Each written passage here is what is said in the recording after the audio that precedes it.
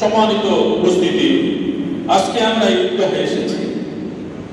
এটা এমন একটি আগমন, এমন একটি ইবাদত, এমন একটি সামাজিক ইবাদত, ইসলামী শরীয়ত, ইসলামী জীবন ব্যবস্থায় এর গুরুত্ব আমরা জানি। ইসলাম নিছক একটি ধর্ম না, এও আমরা জানি।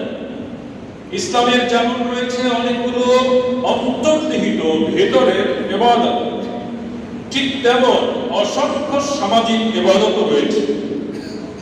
ইসলাম একটি সমাজপূর্ণ, সামাজিক আচরণপূর্ণ ধর্ম জীবন ব্যবস্থা।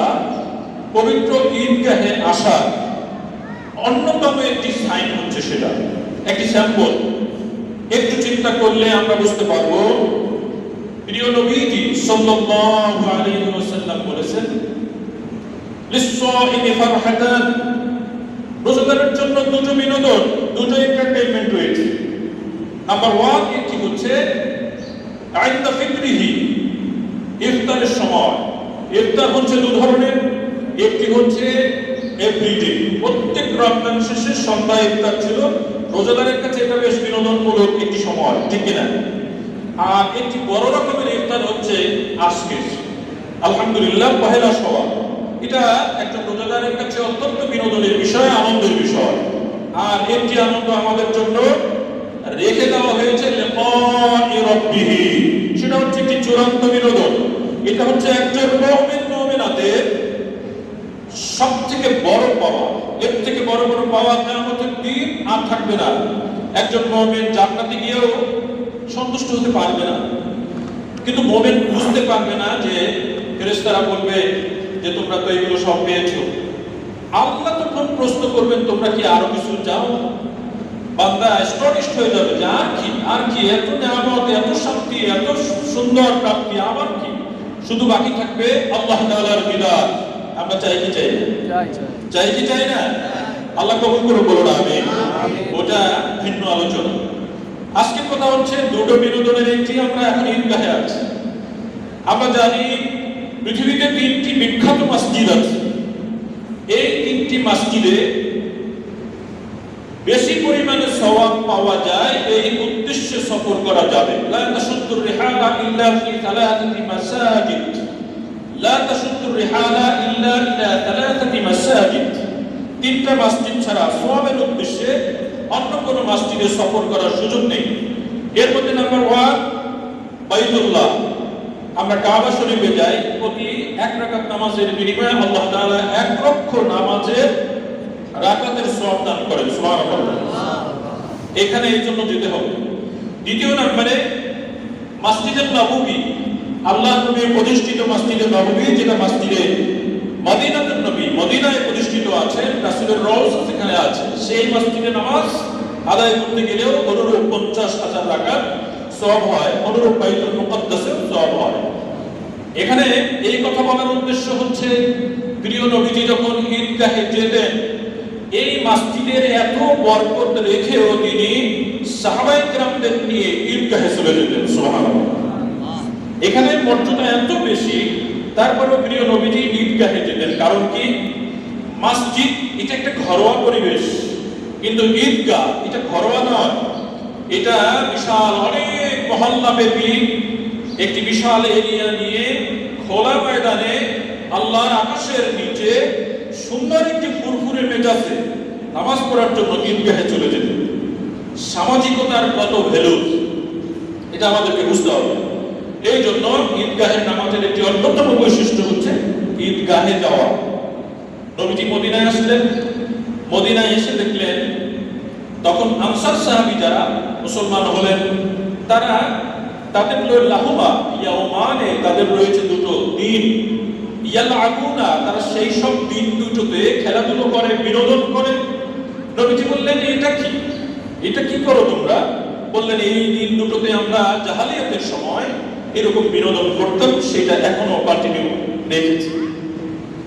নবীজি বললেন ইন্নাল্লাহা ক্বাদ আবাদালাকুম বিহিমা খায়রাম মিনহুমা, আল্লাহ তাআলা এই দুটো দিনের বিনিময় আরো দুটো উত্তম দিন দিয়ে বদল করে দিয়েছেন, পরিবর্তন করে দিয়েছেন। সুবহানাল্লাহ।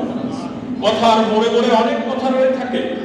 একটি হচ্ছে যে আল্লাহ তাআলার রাসূল একটি খারাপ জিনিস ছিল, সরাসরি নির্দেশ দিয়ে সেটা বন্ধ করেন নাই, ওটার পরিবর্তে আরো দুটো ভালো জিনিস দিয়েছেন, আলহামদুলিল্লাহ। কাজে পৃথিবীতে কোনো জিনিস হঠাৎ করে সুইচ অফ করে দিয়ে বন্ধ করলে এটা মানুষ মেনে নিবে না, মানুষের ভিতরে রিঅ্যাক্ট হবে। এই জন্য বদল করে দিয়েছেন, একটি জিনিসের অ্যাবসেন্সে আরেকটি জিনিস দিয়ে দিয়েছে। এটা মানবীয় একটা বিষয়। এই জন্য আমরা পৃথিবীতে যখন কোনো কিছু করতে যাব তখন এই ধরনের খারাপ কাজ, একটি গেমস খেলতেছে বাচ্চারা, আপনি চাইলে এই মোবাইল বন্ধ করে দিলে এই বাচ্চার ভিতরে একটা রিঅ্যাকশন হবে। এখন আপনি এর বদলে একটি ভালো কিছু দিয়ে ওর হাত থেকে এই গেমস আপনি চেঞ্জ করতে পারেন, তা না হলে ওকে আপনি ফেরাতে পারবেন না। অপসংস্কৃতির বিরুদ্ধে ইসলামী সংস্কৃতি যদি ওকে দিতে না পারেন বা আমাকে দিতে না পারেন, তাহলে আমাকে ফেরাতে পারবেন না। সুখ ভিত্তিক অর্থনীতিকে যদি আপনি ধ্বংস করতে চান, এটাকে যদি সমাজ থেকে দূরীভূত করতে চান, তাহলে ইসলামী অর্থনীতি এস্টাবলিশমেন্টের পরেই আপনি এটা পারবেন। শুধু ওয়াজ করে, শুধু বয়ান বক্তব্য দিয়ে এটা সম্ভব নয় যে আপনি ভালো কিছু প্রতিষ্ঠা করবেন। সম্মানিত উপস্থিতি, এখানে আপনারা সবাই অ্যাডাল্ট জানাব, কথাগুলো নিশ্চয়ই বুঝতে পেরেছেন। অর্থাৎ ভালো কিছুর সামনে এনে খারাপ জিনিসের পরিবর্তন, এটা ঈদের একটি অন্যতম বৈশিষ্ট্য। আমরা জানি ঈদের অনেক কথা ইতিমধ্যে আমরা আলোচনা শুনে ফেলেছি, জুমার মসজিদগুলোতে শুনে ফেলেছি। তবুও আজকের এই ঈদটি আমি সামাজিক স্যাম্পলের কথা বললাম এবং এটা তুলে আনতেছি এই কারণে, ইসলামের যে বিষয়গুলো আমরা অনুসরণ করি, এই বিষয়গুলো আপনি লক্ষ্য রাখবেন। আজকে আমাদের ঈদগাহের সামনে যে সমস্ত নিরীহ মানুষ দাঁড়িয়ে ছিল আছে, এই মানুষগুলোর হাতে পয়সা পৌঁছে দেওয়া, অর্থ পৌঁছে দেওয়া, খাদ্য পৌঁছে দেওয়া, তাদের শরীরের ভিতরে ড্রেস আপ, নতুন ড্রেস আপ দিয়ে দেওয়া, এই বিষয়গুলো কিন্তু ইসলামের অবদান। আমরা এই মসজিদগুলো থেকে, ইসলামী কিতাব থেকে, বিভিন্ন আলোচনা থেকে এগুলো বলার পরেই সবাই, আমি সহ আমরা সবাই মোরলেস এই কাজে অভ্যস্ত হচ্ছি। এবং এটাই ইসলামের নির্দেশনা যে আল্লাহ তাআলার পক্ষ থেকে দিয়াফা, মেহমানদারি, এই মেহমানদারিটা যেন একটা দিন তামাম মানুষের ঘরে পৌঁছে যায়, এটাই ইসলামের চাওয়া। এবং আমরা অনেক ক্ষেত্রে আলহামদুলিল্লাহ সক্ষম হয়েছি। কি বলেন? অনেক নেগেটিভ কথা আছে, তারপরে পজিটিভ কিন্তু কম না। আমরা দেখছি যে গরিব মানুষের ঘরে কম করে হলেও কিছু পোশাক, কিছু খাবার পৌঁছতে পেরেছে। বারবার রাসূল বলছেন আইয়ুল ইসলামে খায়র। সাহাবী একজন এসে জিজ্ঞেস করলেন, কোন জিনিস ইসলামের উত্তম? নবীজি বললেন, তুতিমুত তাআম, ক্ষুধার্ত ব্যক্তিটাকে খাবার পৌঁছে দাও। এই ক্ষুধার্ত গরিবও হতে পারে, ধনীও হতে পারে, যে যারই ক্ষুধা লাগবে তার কাছে খাবার পৌঁছে দেওয়া ইসলামের অন্যতম বৈশিষ্ট্য। সুবহানাল্লাহ। আমরা পৌঁছে দিতে পারছি কিনা? খাবার তৈরি হচ্ছে যখন, আমরা কিন্তু নিজে খাচ্ছি, আত্মীয় স্বজনকে খাওয়াচ্ছি, ধীরে ধীরে অন্যের কাছে খাবার পৌঁছাতে পেরেছি। আলহামদুলিল্লাহ। আমরা আমাদের ফিতরা দানের মাধ্যমে, আমরা আমাদের যাকাত দানের মাধ্যমে নিডি পিপল যারা, নিডি মুসলিম যারা, তাদের কাছে অর্থ, অল্প হলেও অর্থ পৌঁছাতে পেরেছি। আমাদের দেশীয় সরকার, অন্য দেশের সরকার পৌঁছাতে পেরেছে কি পারে না সেটা তাদের বিষয়, কিন্তু অ্যাজ এ মুসলিম আপনি আমি কিছু করে হলেও অন্যের ডোরে, অন্যের দরজায় আমরা আমাদের ভালোবাসা, আমরা আমাদের সামাজিকতা, আল্লাহর পক্ষ থেকে মেহমানদারি পৌঁছাতে পেরেছি। খুশি নেমে যায়, চিৎকার করে বলুন আলহামদুলিল্লাহ। এটা মেহমানদারির অন্যতম বৈশিষ্ট্য। একটা হাদিস আপনাদেরকে শোনাই, সেটি হচ্ছে যে রাসূলের দরবারে একজন সাহাবী চলে এসে মেহমান, রাসূল বাসায় খবর পাঠালেন যে দেখো তো বাসায় কোনো খাবার আছে কিনা। বাসায় গেল পরে ভিতর থেকে আওয়াজ হলো যে পানি ছাড়া কিছু নেই। আল্লাহ নবীর ঘর, আল্লাহ নবীর ঘরে পানি ছাড়া কোনো খাবার পাওয়া গেল না মেহমানদারি করানোর জন্য। আনসার সাহাবী একজন বললেন যে আমার বাসায় আমি নবীর মেহমান নিয়ে যাই। তিনি বাড়িতে নিয়ে গেলেন, তার স্ত্রীর কাছে গিয়ে বললেন, রাসূলের মেহমান নিয়ে এসেছি, কি দাও, বাসায় কি আছে সেগুলো দাও। স্ত্রী বললেন, দুটো সন্তানের জন্য রক্ষিত খাবার ছাড়া আর কিছু। কেমন সাহাবী? বললেন তাহলে সেটাই দাও। কিভাবে? সন্তান দুটোকে ঘুম পাড়িয়ে দাও। এরপর সন্তান দুটোকে ঘুম পড়িয়ে দেওয়ার পরে মেহমানকে আপ্যায়ন করাবো। কিন্তু মেহমানের সাথে যিনি হোস্ট, বাড়িওয়ালা, তাকেও খেতে হয়। এটাও আল্লাহ নবীর আরেকটি সুন্নাত। বললেন যে তাহলে তুমি যদি খাও, মেহমান, রাসূলের মেহমান অভুক্ত থাকবে, তার পুরোপুরি খাবার হবে না। দুটো বাচ্চার সংক্ষিপ্ত খাবার দিয়ে দুইজন মানুষ তোমরা কি করে খাবে? তো বললে একটা কাজ করো, তুমি যখন খাবার নিয়ে যাবে, খাবার নেওয়ার পরে তুমি বাতিটা ঠিক করার ভান করবে। এই অবস্থায় বাতি ফেলে দিয়ে নিভিয়ে দিলে পরে বাসায় আবার বাতি জ্বালানোর মতো দিয়াশলাই নাই, ওটা অন্ধকারই থাকবে। অন্ধকারের মধ্যে তুমি অ্যাক্টিং করবে যেন তুমিও খাচ্ছ, কিন্তু ফাঁকি দিয়ে আল্লাহ রাসূলের মেহমান তার সুন্দর করে পেট পুড়ে খেতে পারবে। এটাই সুন্দর প্রক্রিয়া। সুবহানাল্লাহ। প্রিয় ভাইয়েরা, এই মেহমানদারি হয়ে গেল। সকালবেলা এই মেহমানকে নিয়ে নবীজির দরবারে সাহাবী হাজির হলেন। নবীজি মুস্কি মুস্কি হাসলেন, বললেন, সাহাবী, তোমার এই আমল দেখে আল্লাহ নিজে হেসেছেন। সুবহানাল্লাহ। আল্লাহ নিজে হেসেছেন, তিনি আশ্চর্যান্বিত হয়েছেন। তোমার এ ব্যাপারে আয়াত নাযিল করেছেন, ওয়ায়ুসিরুনা আলা আনফুসিহিম ওয়ালাউ কানা বিহিম খাসাসা। আল্লাহ আয়াত নাযিল করেছেন যে তারা নিজের কষ্টকে চেপে রেখে অন্যকে অগ্রাধিকার দিয়েছে, মেহমানদারি করেছে। যে তার হৃদয়টাকে, যে তার অন্তরকে, যে তার নফসকে অর্থনৈতিক কার্পণ্যতা থেকে পবিত্র করল, সেই ব্যক্তিরাই সফল। তারা সফল।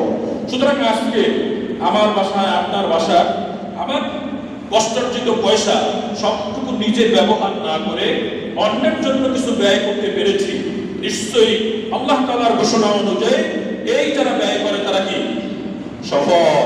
আলহামদুলিল্লাহ। আমরাও যদি সেই তালিকায় থাকি তাহলে আমরাও সফল। প্রিয় ভাইয়েরা, আজকে আমরা এমন একটা সময় উপনীত হয়েছি, এটা পজিটিভ কথা আমি এখন সব বললাম। আমাদের এই জনপদ বাংলাদেশ অনেক মানুষের দেশ, 16, 17, 18 কোটি, আমরা যে জরিপ দিয়েই বলি, এই দেশের মানুষ যদি আমরা সংযমী, ধর্মীয় চেতনায় উজ্জীবিত হয়ে নিজেরা সংযমী না হই, তাহলে কোনো একটি সরকারের পক্ষে এই সংযমী জনগণ নাগরিক বানানো সম্ভব নয়। আমরা আমাদের ঈদের সারা দেশে লকডাউন থাকার পরেও আমাদের ভাইয়েরা রাজধানী ছেড়ে বা অন্যান্য শহর ছেড়ে নিজ নিজ গ্রামে চলে গিয়েছে। আমরা জানি অনেকগুলো দুর্ঘটনাও ঘটেছে। আমরা জানি মাওয়া ফেরিঘাটে দুর্ঘটনা ঘটেছে। এর আগে কয়েকদিন আগে স্পিড বোটের দুর্ঘটনা করে প্রায় 26-27 জন মানুষ ইন্তেকাল করেছে। আমরা তাদের রূহের মাগফিরাত কামনা করি। সবাই বলুন, আল্লাহ তাদেরকে জান্নাতের মেহমান বানায় দিন, তাদের পরিবারগুলোকে আল্লাহ সবকে জামিল ইখতিয়ার করার তৌফিক দান করুন। আমরা দুঃখিত, আমরা শোকাহত। এখানে আপনারা, আমি আগেই বলেছি যে আপনারা যথেষ্ট পরিপক্ক, যে মুসল্লিরা গাউসুল আজমে আছেন। কিছু মানুষ আমাদের দেশে আছে যারা না টিভি নিউজ দেখে, না সোশ্যাল মিডিয়ায় আছে, না মসজিদের বয়ান শুনে, না ওয়াজ শুনে। কিছু মানুষ একেবারে রুট লেভেলে থাকে, যাদের সাথে সমাজের অ্যাডমিনিস্ট্রেশনের, প্রশাসনের, ধর্মীয় বিষয়ে কোনো সম্পর্ক নেই। তারা কোনো ওয়াজ নসিহত শোনে না। এই মানুষগুলোর কানে আমাদের এই চেতনাবোধটুকু একটু পৌঁছে দিতে হবে। আজকে যদি এই দুর্ঘটনা না হতো, আমাদের ঈদটা আরো ভালো লাগতো। মনের ভিতরে একটা খোঁচা লাগে, আপনাদের লাগে না? একটা খোঁচা লেগেছে কিনা? এই যে মানুষ মারা গেল, মানুষ তো মারা যাবে, কিন্তু এভাবে মারা যাওয়াটা ভেতরটাই কষ্ট লাগে। এরকম মৃত্যু আপনার আমারও হতে পারে যদি আমরা এভাবে একটি কন্ট্রোলহীন জাতি হয়ে যায়। আমরা যদি সংযমী না হয়, ঈদ তাদের জন্যই যারা সংযমী, ঈদ তাদের জন্য ঈদুল লিল আবরার, নেককারদের জন্য ঈদ, ওয়াইদুল লিল ফুজ্জার, ফাসিক ফুজ্জারদের জন্য এটা অনুশোচনা, এটা দুঃখিত হওয়ার মতো বিষয়। সুতরাং ইসলামের স্পিরিট হচ্ছে দুটো ঈদের দিন দেওয়া হয়েছে। একটি হচ্ছে 1 মাস সিয়াম সাধনার পর, বিশাল একটি মাস আমরা ত্যাগ করেছি। এরপরে আরেকটি ঈদ হচ্ছে কোরবানি। এটা তো আরো কঠিন কোরবানি। কোরবানির পরে একটি ঈদ। ইসলামের স্পিরিট হচ্ছে এরকম ত্যাগের পরে বিনোদনের ব্যবস্থা হয়, এবং সেই বিনোদনটা অবশ্যই সুস্থ বিনোদন। সম্মানিত হাজিরিন, ইসলাম আপনাকে বোরিং করে দেয় না। নবীজি শুয়েছেন, নবীজি ঘরে ঢুকলেন, আমরা জানা হয় শাস্তিকার রাদিয়াল্লাহু তাআলা আনহা, তিনি বললেন যে রাসূল ঢুকলেন, দাখালা আলাইয়া রাসূলুল্লাহ সাল্লাল্লাহু আলাইহি ওয়াসাল্লাম, আমার কাছে তিনি ঢুকলেন, আর আমার কাছে যখন জারিয়াতানে দুটো বালিকা তুগন্নিয়া গান গাচ্ছিল, বিগিনাই বুআসিন বুয়াত যুদ্ধের গান তারা গাওয়া শুরু করেছিল, গাচ্ছিল যখন ছোট্ট ছোট্ট দুটো বালিকা। নবীজি ঢুকলেন, বিছানায় শুইলেন। ইতিমধ্যে আবু বকর রাদিয়াল্লাহু তাআলা তিনিও ঢুকলেন। তিনি ঢুকে ধমক দিলেন। আমাদের আয়েশা সিদ্দিকা রাদিয়াল্লাহু তাআলাকে বললেন, এটা থামাও নাই কেন? এটা তো এই যে গানগুলো গাচ্ছে মিসমারুম মিন মাসামির শায়াতিন, এটা শয়তানের বাঁশি, এগুলো থামাও নাই কেন? রাসূল বললেন, ইয়া আবু বকর, তুমি তাদেরকে ছেড়ে দাও, যা গাচ্ছে গাইতে দাও। অর্থাৎ যুদ্ধে ছোট ছোট গানগুলো গাচ্ছিল দপ বাজিয়ে। দপ মানে হচ্ছে ঢোলের দুই দিকে আটকানো আর দপের একদিকে আটকানো, এই দপ বাজিয়ে গান গাচ্ছিল। এই গানগুলো বিনোদন, ঈদের দিনের বিনোদনটা আল্লাহ রাসূল পারমিট করেছে। কাজে বিনোদনের বিষয় আছে, তবে ছোট বাচ্চা এই গানগুলো এরকম সঙ্গীত চর্চা আল্লাহ নবী পারমিট করেছেন। যখন নবীজি হিজরত করে মদিনায় গিয়েছিলেন, সারিয়াতুল বিদা মসজিদে কুবার একটুখানি আগে, এখানে ছোট ছোট বাচ্চারা গান গেয়েছিল।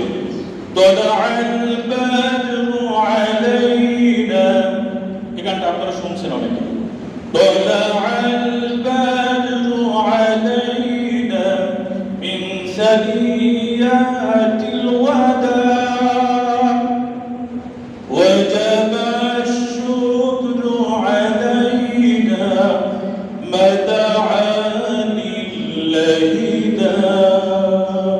এই গানগুলো গাওয়া হয়েছিল, চমৎকার চমৎকার অর্থ ওখানেও গিয়েছিলেন। কাজে এই গানগুলো ইসলামী সঙ্গীত আমরা চর্চা করতে পারি বিনোদনের হিসাবে। এভাবে বর্তমান সময়েও আমরা দেখছি যে আমাদের সোশ্যাল মিডিয়া সহ ইউটিউব গুলো, টিভি চ্যানেলে এই ছোট্ট মেয়েদের বাদ দিয়ে বড় বড় মেয়েদেরকে দিয়ে এই গানগুলো গাওয়ানো হয়। যত ভালো কিছু হোক, এটা ইসলামী শরীয়ত পারমিট করে না। আপনাদেরকে বা আমাদের সতর্ক হওয়া দরকার যে আমাদের দেশ পাশে পাকিস্তানে এইগুলোর খুব প্রভাব। বড় বড় মেয়েরা নিজেরা মুখ খোলা রেখে এইসব গানগুলো গায়। এটা হচ্ছে উদাহরণ সেরকম ময়লা ট্রেন দিয়ে দুধ প্রবাহ করানো, জায়েজ নাই। এই ধরনের মহিলাদের কণ্ঠটাও পর্দা এবং মুখ খোলা রেখে তারা এই যে এগুলো গাওয়ায়, সেগুলো ইসলাম অনুমোদন করে না। এটা সুস্থ বিনোদন নয়। সুতরাং আমরা ঈদের দিনের এই বিনোদনটা সবার ঘরে পৌঁছে দেব, পৌঁছে যাওয়া আমাদের কর্তব্য। তবে অবশ্যই ত্যাগের পরে। আর একটি জিনিস আমরা অনেক সময় নেগেটিভ করে ফেলি, যারা রোজা রাখে না আমরা তাদেরকে এই সময়ে অনেকেই মুখ থেকে খোঁচা দিয়ে কষ্ট দিই। আসলে কষ্ট দিয়ে দিন প্রচার হয় না। যারা রোজা রাখে না তাদের জন্য আপনার আমার পক্ষ থেকে দোয়া, যেন নেক্সট ইয়ারে তারা রোজা রাখতে পারে। যারা আজকে রোজা ভেঙেছে তাদের জন্য আমাদের পক্ষ থেকে দোয়া, তারা যেন আগামী বছর রোজা না ভেঙে তারাবিগুলো নষ্ট না করে রোজা রাখতে পারে এবং ঈদগাহে আমরা সকলেই ত্যাগী হিসেবে, রোজাদার হিসেবে সামিল হতে পারি। করুন আল্লাহ তৌফিক দিন, করুন আমিন।